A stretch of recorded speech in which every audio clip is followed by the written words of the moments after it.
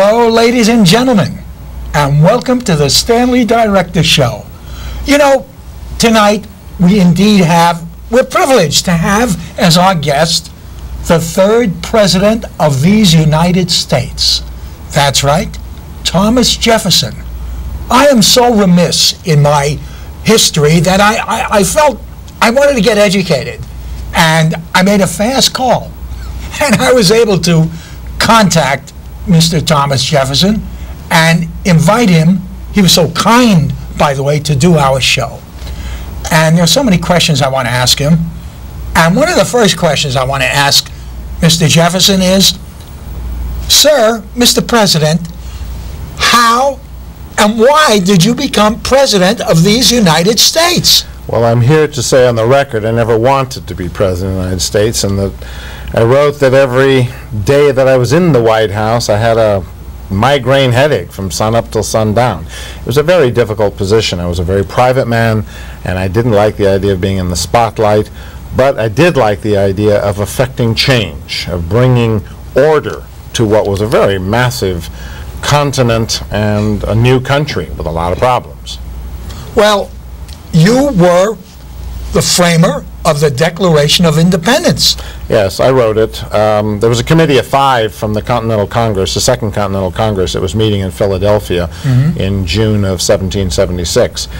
And John Adams and Benjamin Franklin, both very good friends of mine at the time, simply stated, of this committee of 5, you're the only one that can actually write it. And I decided, yes, I would. However, I was not a committee man, and I went off by myself, and for 17 days in my rented apartments on the second floor of this apartment that I was renting, the 17 days it took me to write this document, what we call the Declaration of Independence, I consulted at no time any pamphlet or book, because in all the years that I had spent studying as a youth before I became a lawyer, I had absorbed so much knowledge and philosophy that the actual writing of it, although I rewrote and rewrote, nevertheless the actual writing of it was relatively easy. But who influenced you? What were your teachers? Well, certainly George Wyeth, who was one of the signers of the Declaration of Independence, was a teacher of mine at William and Mary College, and I studied under him for 6 years. And during that time, I learned an awful lot about philosophy and letter writing and the sheer idea of just reading for its own sake. But the English philosopher John Locke, who had written about the pursuit of property, okay, that was one of the rights of humankind, to be able to pursue property. I did change that to the pursuit of happiness, because I felt that property was just too limited. And also a French philosopher from 100 years before, Montesquieu, was also a major influence on But Mr. President, am I not correct in saying that it was you who coined the phrase all men are created equal? Oh, I certainly wrote it. It was part of this great enlightenment. We were trying to get away from the idea that a king or some kind of deity was actually dictating the life for everybody. I had a lot of trouble with organized religion for that reason, even though I considered myself to be a Christian, because the idea of somebody who perhaps didn't know you telling you what to do by edict of law was something that I felt was not right. And so to say that all men, and it actually didn't include women at that time, but all men are created equal, that they are entitled to these freedoms. That's what I was getting at. Yes, but sir, don't you kind of think of yourself as perhaps, and I don't mean any disrespect to you, Mr. President, but a hypocrite? Because, yes, you had slaves. To have stated all men are created equal, and at the same time to be a slave owner, if anything, if nothing else, shows that I was very conflicted about the whole, what I called the peculiar institution, that slavery was a very unnatural act that defied reason, that was not good for either the person owning or the person being owned.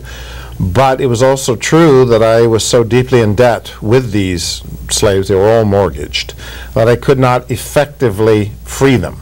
And as a consequence, well, they could not be freed, and they were sold off after my death. They were sold off. Yes. But is it not true that your predecessor, I mean, actually the father of our country, President George Washington, freed his slaves? Yes, upon his deathbed, in his will, he died in December of 1799. And it was actually a little awkward. No one had thought this through. He freed his slaves, but only after his wife had died, so that she inherited all the slaves. And when she realized that the slaves would still be slaves until she died, she got very tired of looking over her shoulder, and as a consequence freed them in 1800 and lived a few more years without that fear of being knocked off. You know, something just, I don't know, it kind of burns inside my head. I keep saying to myself, hearing this little voice that says, the Constitution has no human rights in the body of it. Oh. Do you know, I was in Paris, France. I was the ambassador to the Court of Versailles when the Constitution was being debated. And James Madison, who was a very close friend of mine, was the head of that. I guess you could call him the father of the Constitution. When I finally got a copy of it in December of 1797, I looked at 1789, sorry. I looked at it and I realized I could not support this Constitution in the United States because, as intelligent as it was, it set up a very effective form of government. There were no inherent safeguards against despotism in it.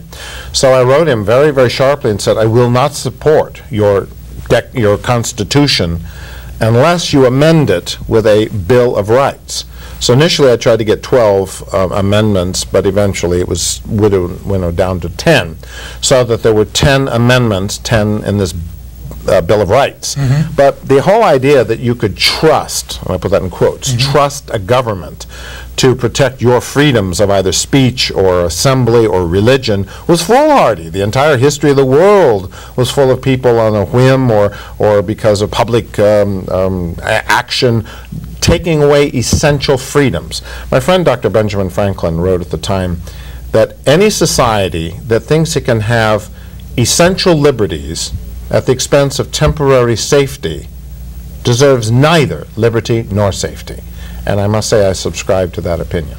You know, speaking of Benjamin Franklin, who was quite a creative person, you too were a very creative person. I mean, you played the violin, the piano, and also you're an inventor. Oh, yes. Can you share with our audience what you invented? Well, specifically, I oftentimes took other people's initial ideas and improved them essentially for my health and welfare.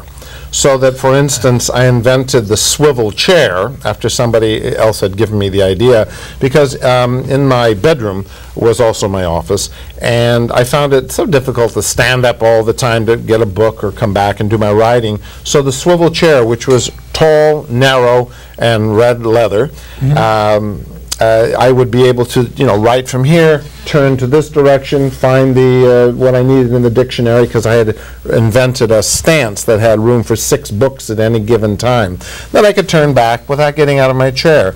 And, necessity is indeed the mother of invention. You know, you've just opened up a couple of other questions I have about your residence, Monticello. Oh. It was my pride and joy. My poor wife, we were only married 10.5 years before she died.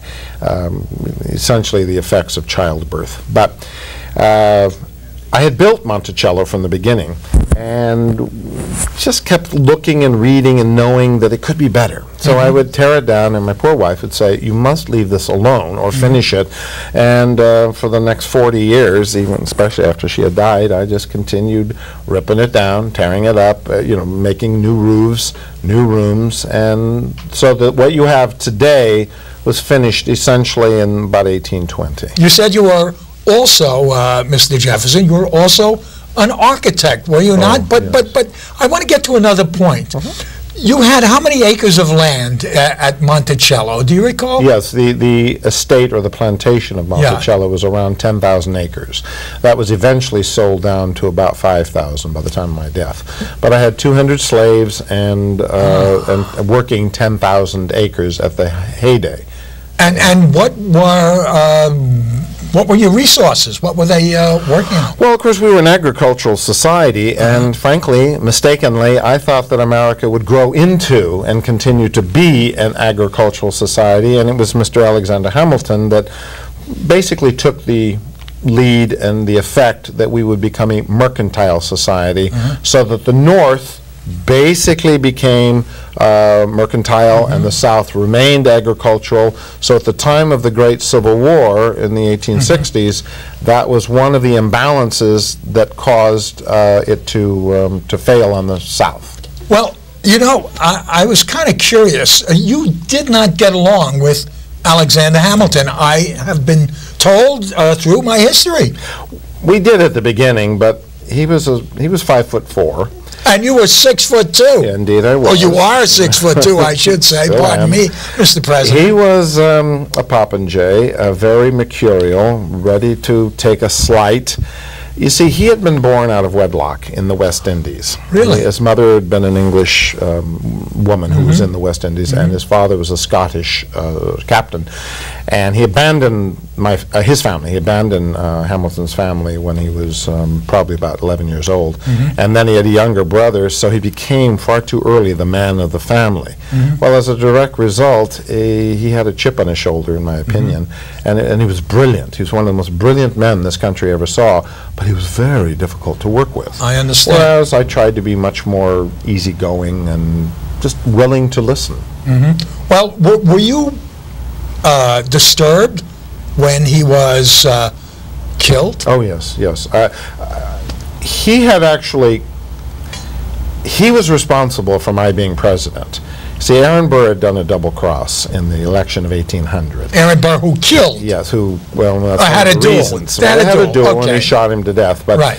it was a pretty dishonorable thing to do, and in fact had been outlawed by both the states of New York and New Jersey. Now, the duel took place in New Jersey, but let me get away from that. Hamilton had, well, when Burr threw the election at 80 electoral votes each, and then poor President Adams came in a distant third. But when it was thrown into the House of Representatives, Hamilton convinced one elector from, I believe it was Maryland, if I recall correctly, to switch his vote from Adams to me, therefore giving me the one necessary vote to become president, because he said that I was the lesser of the two evils. We did not have any love lost, but because of that, Burr really hated Hamilton, and Hamilton had also made sure, because he had married into a very influential family in New York State, and he made sure that Burr was not given the governorship, and Burr was very embittered at that, and then that was part of what caused the duel. Well, you know, I hate to be a gossip columnist. I hate to be what is known as a bearer of, you know, embarrassing news, but there's a story about you and a lady named Miss Hemings. Sally Hemings. Sally Hemings. Also known as Dusky Sally. Dusky Sally? Well, in 1802, when I was president, a fellow named James Callender tried to blackmail me into giving him a job in the government. Well, he was an alcoholic and just a common fall-down drunk, and he was not all that bright, I guess. But at any rate, I didn't want him in my government. So he then spread to the press that I had a slave concubine, and they labeled her Dusky Sally because she was a very light-skinned black woman. But a slave nonetheless. She was my dead wife's half-sister. Her mother, Elizabeth, had been mated to her owner, and which was my wife's father. So she was 15 years old when she was sent over with my youngest daughter across the sea to come to Paris. Well, she bore my first child when she was 16. And we were together 37 years, and she bore me a total of 7 children, 5 of whom survived adulthood. And to this day, I'm told there are indeed descendants who claim from the black side. But she was a very light-skinned black woman, because she was 1/8 black. But I mean, to continue on this a bit, and I don't mean to embarrass you, sir. It does not. But you know, I've heard it said that, well, you had a slave, and consequently, she did your bidding. I mean, how do you react to that? Could you have gotten a woman besides Miss Hemings? Well, after the death of my wife, she had asked me on her deathbed to never marry again, which I think is probably a very foolish request. But I did say no. And when I was in Paris, I had an affair with a woman named Maria Causeway, who was a painter, very fine miniaturist painter. And for 2 years, we were together, and she wanted me to marry her. And I realized I couldn't, so I broke it off and eventually came back to America, and we continued letter writing. But you see, it was so much easier to have a slave. Now, was it inequitous? Of course it was. But the role of women at that time was hardly a whole lot better than the role of slave. They couldn't own property, they couldn't vote, of course. I educated my 2 daughters, my 2 surviving daughters, Martha and Maria, to be among the best educated women in the country. Okay, they were educated, they'd been in France with me, and they could do mathematics and pianoforte and so on.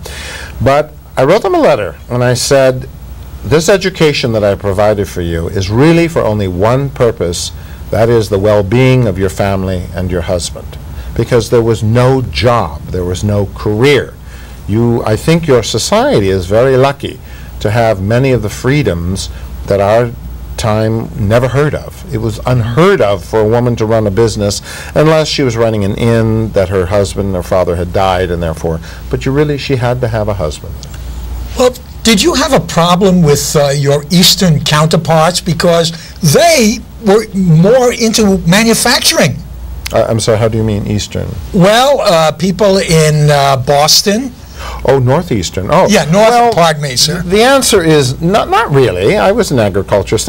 I can say I was a rather bad businessman, and at the time of my death in 1826, I was $100,000 in debt, which is somewhere in the $2 to $3 million range, and I was a bad businessman. However, I did like my French wine, and I did like my books. And when the British came, and one of the most dastardly evil acts ever, burned the Library of Congress in 1814. It's bad enough to kill people, but when you try to kill ideas, this is beyond the pale. So when that happened, and the library, such as it was, burned, I donated my entire volume, the entire library that I had, many thousands of volumes, about 7,000. I donated it out, actually sold it for $12,500.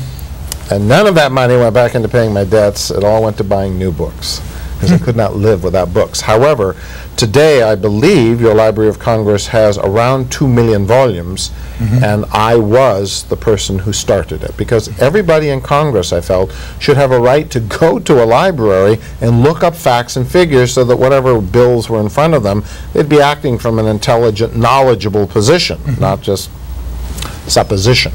Well, Mr. President, I get back to this whole idea about slavery. It seems like the folks, the business people in the Northeast, I mean, they didn't care about slavery.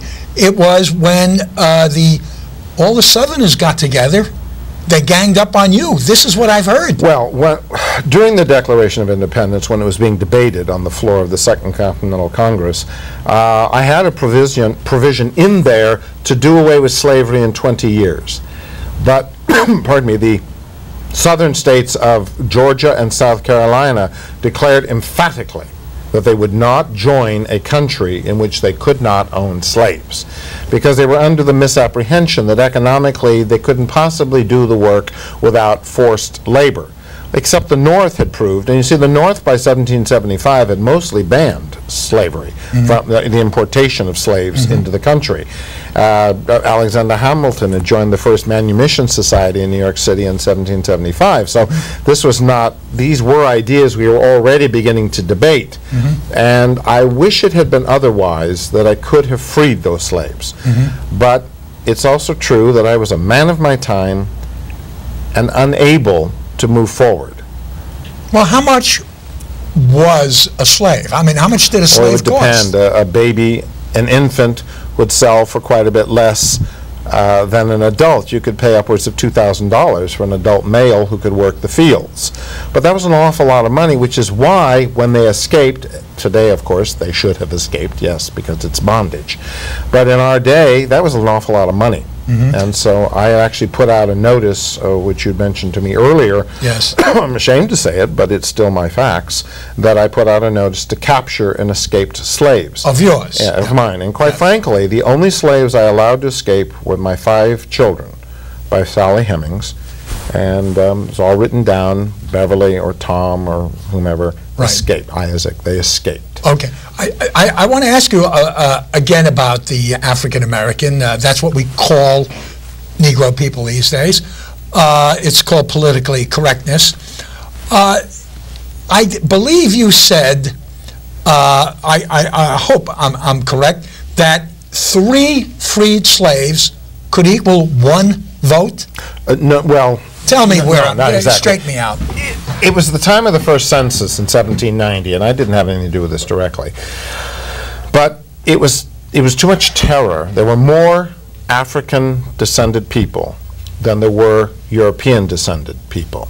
And there was a great fear in the land that if it were known, that, especially by the slaves, that there were too many of them, or more of them than there were of us, then there might be more insurrections. So in the census, it was compromised that every Negro slave or freed person counted as 3/5 of a human. Now, that, you know, from our perspective today, from your perspective, it's pretty awful. It was a compromise, a political compromise, and it worked for a long time. Today, of course, you're a very different society. You see, I would have supported almost everything that your society does today because I was known as a fiscal conservative, but a social liberal. Gay and lesbians you would have supported? Well, let me say that in my day, I didn't know any or didn't know that I knew any. Obviously, there were some. I didn't know about these things. But I will say that in having thought about it, the idea that everybody, all men are created equal. If you start to take that, including African Americans or women or the disabled, well, if you want to add gay and lesbian peoples into that, I think I would have supported that, yes, because the idea is that there's human rights. And when you start putting strictures on human rights, then you end up with all the despotism that the world has ever known. So yes, I suspect I would have supported gay and lesbian But there is still a thorn in my side, Mr. President, about the Native American Indian. I mean, they were not considered members of our society. Literally, they were not. But you see, it's also true that by the time the Constitution had come in, none of the Native Americans in the Northeast were still in sovereign tribes. I mean, they were tribes, but not sovereign lands. In the West, eventually, in the Midwest, the Plains, we created reservations and called them nations. Well, there had been independent nations. The Iroquois Confederacy, up until our era when the white men came, had 300 years of peace. No fighting amongst those Indian tribes, the Iroquois and so on. Well, white Europeans have never matched that. Americans have never matched that. So my father had taught me, Peter Jefferson had taught me, a great deal of respect for Native Americans. They were entitled to their, and that's one of the reasons I despised Andrew Jackson. Even though he brought democracy or form of it to the White House, it was a very rough-hewn and ultimately good for the country, but he was an Indian killer and bragged about it, and I had no respect for that. I can be faulted for my stances on African Americans, and I suppose others, if you dredge it up. I certainly didn't believe women were the equal intellectually, but you see, anyone can change. Well, speaking of change, can you read from your great document, from the Declaration of Independence? Can you maybe tell us a little? I know you told us it took you 17 days. Yes. But is there anything else you'd like to add before you read? Well, I will read a paragraph. I will say that the Declaration was debated hotly, and none of you knows this today, but I had a rather high-pitched voice, a slight lisp, and a slight stutter. and it made me very uncomfortable to speak publicly. So that the only speech anyone ever heard me give in my entire life was my inaugural address of 1801, and nobody past the first row could hear it. They had to read it the next day. So I did not defend my Declaration of Independence. I left that to John Adams and Dr. Franklin, and they're quite brilliant. So that the majority of what's in here are indeed my words. Some things were added by others. So if I may, I'll just read you just a bit of it. Yes. In Congress, July 4th, 1776, the unanimous declaration of the 13 United States of America. When in the course of human events, it becomes necessary for one people to dissolve the political bands which have connected them with another, and to assume among the powers of the earth the separate and equal station to which the laws of nature and of nature's God entitle them, a decent respect to the opinions of mankind requires that they should declare the causes which impel them to the separation. We hold these truths to be self-evident, that all men are created equal, that they are endowed by their Creator with certain inalienable rights, that among these are life, liberty, and the pursuit of happiness. Wow. That is a very powerful, emotional piece of work, I humbly say. What I am proud of most is that this has lasted, what, 225 years or something? That this has lasted all that long, that just about every revolution in the world has used it as the basis for their own freedoms. Mm-hmm. That the ideas that not just all men are created equal, but the idea that there is an equality under God, that a king is rather on the same level as a peasant in a democracy.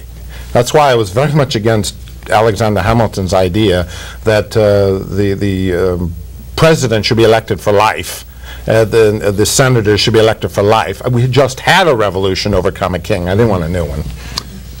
Mr. President, our third President of the United States, I want to thank you for being kind enough in visiting us and giving us this wonderful little bit of education on our great country.